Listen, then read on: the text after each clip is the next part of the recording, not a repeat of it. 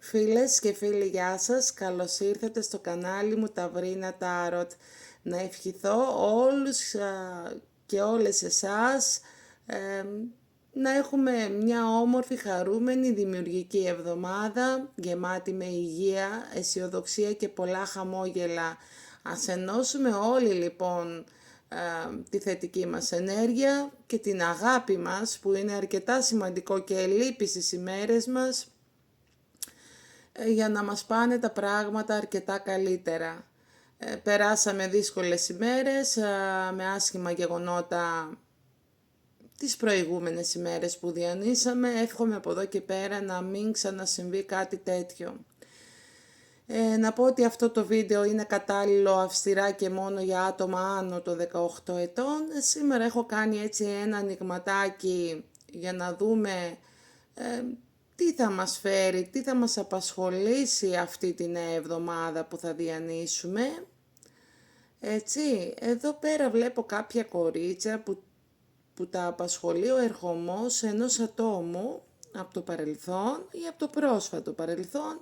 Περιμένουν έναν άνθρωπο, με αυτόν τον άνθρωπο ίσως να είχαν σταθερή σχέση, ο οποίος έχει φύγει από τη ζωή τους, από τη σχέση τους δηλαδή, έχουν χωρίσει με αυτό το πρόσωπο. Αυτή εδώ είναι η κοπέλα, μπορεί να είναι και ξανθούλα έτσι, αλλά όχι απαραίτητος, με αυτά εδώ τα χαρακτηριστικά. Αυτή η κοπέλα λοιπόν, η ευχή αυτής της κοπέλας είναι να επιστρέψει το αγόρι της πίσω, που είχαν κάτι αρκετά σταθερό εδώ πέρα με την Άγκυρα. Και να το αγόρι λοιπόν, εγώ το βλέπω να έρχεται, αυτό το αγόρι έρχεται λοιπόν πάνω σε 4, το 1, το 4 και το 9 είναι χαρακτηριστικοί αριθμοί, έτσι, για αυτή την εβδομάδα, για το αγόρι που θα έρθει, παρότι εδώ πέρα υπήρξαν κάποια εμπόδια. Δεν ξέρω αν βλέπετε εσείς την κάρτα με τα βουνά εδώ που σημαίνουν εμπόδια. Παρότι που υπήρξαν κάποια εμπόδια και κάποιες δυσκολίες, έρχεται λοιπόν μια επικοινωνία πάνω σε 7, 12 ή 3, ή επίσης θα μπορούσα να δώσω και τον αριθμό για να δω, ή 6. Έρχεται μια επικοινωνία που θα καθορίσει τον ερχομό αυτού του ανθρώπου. Αυτός θα την κάνει την επικοινωνία. Αυτός θέλει να επιστρέψει στο κορίτσι μας εδώ πέρα και να αποκτηθεί ξανά εμπιστοσύνη μεταξύ τους. Υπάρχει επίσης ένα ακόμη ενδεχόμενο να τους φέρει κάποιο κοινό φιλικό πρόσωπο πιο κοντά σε επικοινωνία αυτούς τους δύο, εσάς τους δύο δηλαδή, για εσάς που ακούτε και αφορά αυτό το άνοιγμα.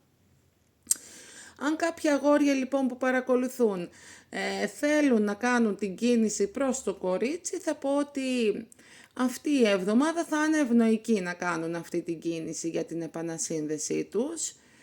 Έτσι, πολύ όμορφη ενέργεια, οπότε αυτή την εβδομάδα τους περισσότερους και τις περισσότερες θα σας απασχολήσουν τα αισθηματικά σας, οι επανασυνδέσεις επίσης.